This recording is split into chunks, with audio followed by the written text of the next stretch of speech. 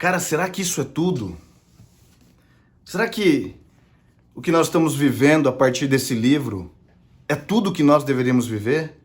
A Bíblia ela é motivo de controvérsia, não só com relação às pessoas que não a conhecem, mas muito mais pelas que conhecem. Os debates teológicos sem fim que não produzem vida nenhuma. A Bíblia, ela é uma espada. Jesus disse que ele veio trazer espada na terra e não paz. E a Bíblia é um instrumento dele que não traz paz, mas traz espada. Ele disse que aqueles que amam mais pai e mãe do que ele não é digno dele. Aqueles que amam mais filho e filha mais do que ele não é digno dele. O profeta Jeremias, ele disse que maldito é aquele que faz a obra de Deus relaxadamente e que retém a sua espada de derramar sangue. A verdade é que Jesus, ele trouxe essa espada há mais de 2000 anos atrás. E parece que hoje a gente fica procurando pegar os caquinhos que ele já destruiu e a gente fica tentando juntar isso para ver se a gente vive tranquilo, em paz, numa boa. Uma vida que você tem uma rotininha bacana, redondinha, que tudo funciona bem, que você tem sempre tudo perfeito. O seu dinheiro vai tudo bem, você está ganhando muito dinheiro. A sua saúde está sempre perfeita. Você jamais pode discordar de alguma coisa porque é politicamente correto que todo mundo concorde e faça tudo igual. Essa palavra veio trazer sangue. Ele não veio trazer paz, mas ele trouxe uma divisão. Essa palavra, ela divide. Ela é como uma espada afiada, que tem sangue porque corta tudo aquilo que não é de Deus. Nós estamos sangrando há anos. A nossa carne mortal, a nossa humanidade, o mundo está sangrando. Ah, mas Jesus ama todo mundo. Deus amou o mundo de tal maneira que ele deu o seu Filho unigênito. Eu creio nisso também. Mas quando ele deu o seu Filho porque ele ama, ele é o mesmo Pai que sacrifica um filho, é o mesmo Pai que sacrifica filhos. Ele sacrificou o unigênito e está sacrificando os filhinhos. Um pai que ama, ele corrige.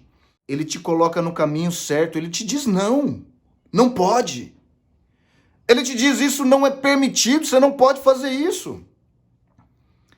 A Bíblia, esse grande motivo de salvação para muitos e de escândalo para outros, causadora de controvérsia, está derramando sangue há anos.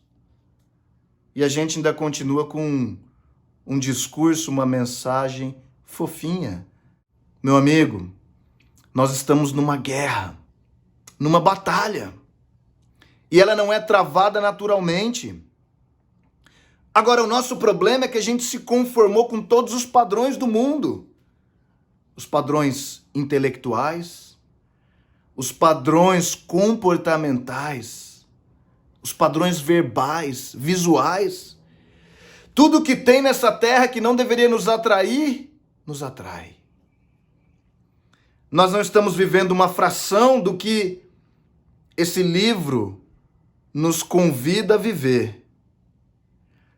Provavelmente a gente fala, prega, vive 20%, 30% do que está escrito aqui. Por que tantas partes da Bíblia ainda são ignoradas? Nós estamos preocupados com a política no nosso país.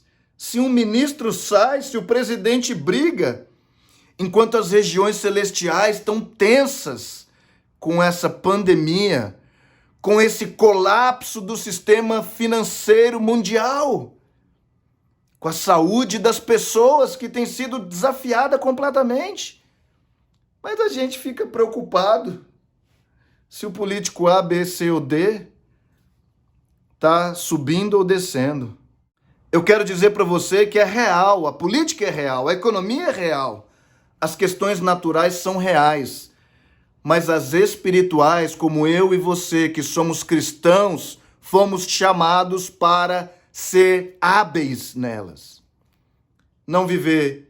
Jesus amou o mundo de tal maneira que ele deu seu Filho unigênito para que todo aquele que nele cresça não pereça, mas tenha vida eterna. Sim, eu creio na vida eterna.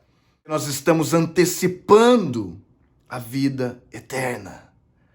Nós não podemos nos conformar com viver nesse nível baixo que é a terra. Há um lugar celestial que foi designado para mim e para você. Nós fomos chamados para viver nele.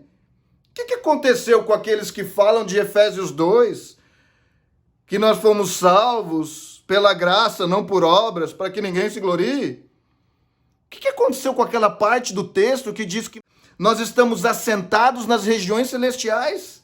Por que só é boa uma fraçãozinha do texto completo? O mundo está desse jeito porque muitos têm feito a obra de Deus relaxadamente. Eles têm retido a sua espada de derramar sangue.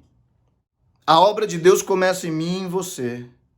Sangue fala de sacrifício. Fala de você morrer para viver, de você renunciar às paixões.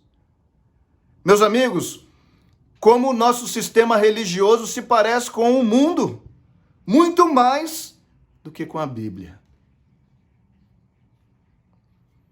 E à medida que a espada não produz sangue, o mundo vai ficando como? Cheio de crentes, de evangélicos, mas com tão pouca mudança e transformação, tão pouco exemplo de uma vida espiritual cheia do poder de Deus e da manifestação de quem Ele é. Por quê? Porque em prol de ter paz, vamos criar uma grande paz. A igreja ela vai trazer paz para o mundo. Cara, Jesus não trouxe paz, ele trouxe espada. Você ainda está ignorando isso? A pergunta que eu te faço é até quando? Até quando você vai ficar discutindo? Quando você vai ficar difamando? Até quando você vai protestar pelas coisas naturais?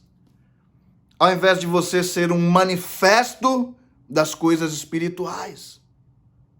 Até quando nós vamos ignorar que no livro de Judas, o irmão de Jesus, não Iscariotes, aquele pequenino livro da Bíblia que quase não se ouve falar a respeito dele, cara. Até quando que nós vamos ignorar coisas que estão escritas como quando o arcanjo Miguel foi disputar o corpo de Moisés, ele não acusou, não levantou uma acusação infame contra o próprio Satanás. Nós nos manifestamos contra tudo que tem uma aparência de ruim aqui nessa terra. Sempre olhando para homens, esquecendo de olhar para os espíritos que influenciam os homens. Sempre atacando as figuras humanas. Sempre criticando as figuras humanas.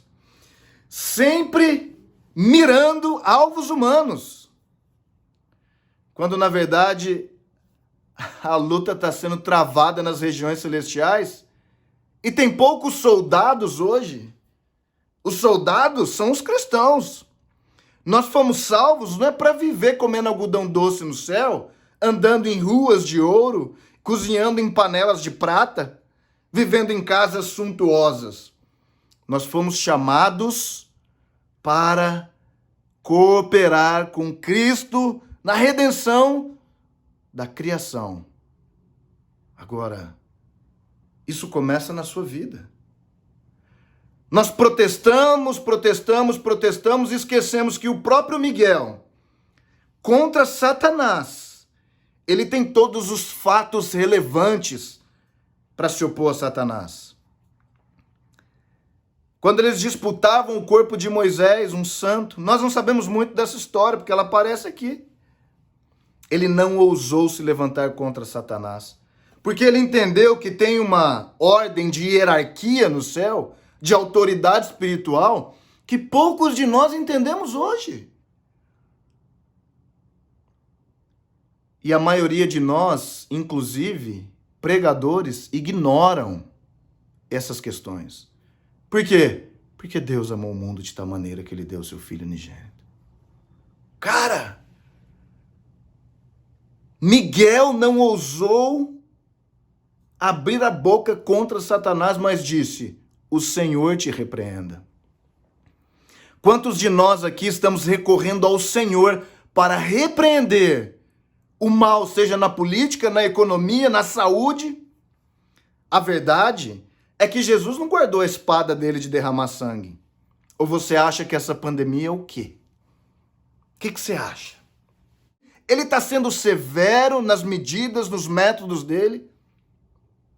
Jesus está dividindo nesses dias muita coisa.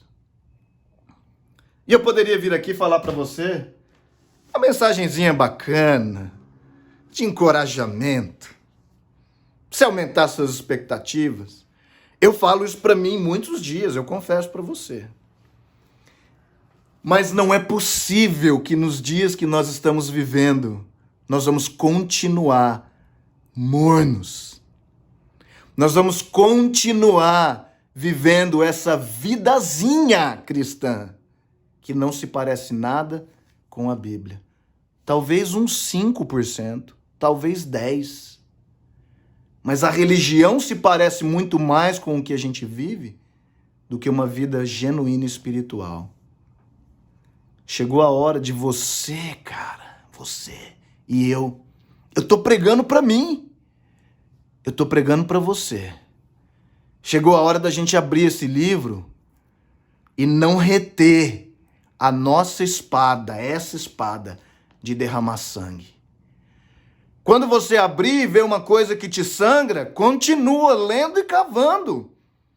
Peça ao Espírito de Deus para te levar nessas profundezas, para você sair desse lugar raso, de uma vida onde a gente vai para o céu amanhã e vai estar tudo bem. Mas vamos responder nesses dias, acordar, para sermos os soldados que Jesus quer que nós sejamos, que vão combater nessa guerra com as armas que ele já nos deu há mais de 2000 anos atrás.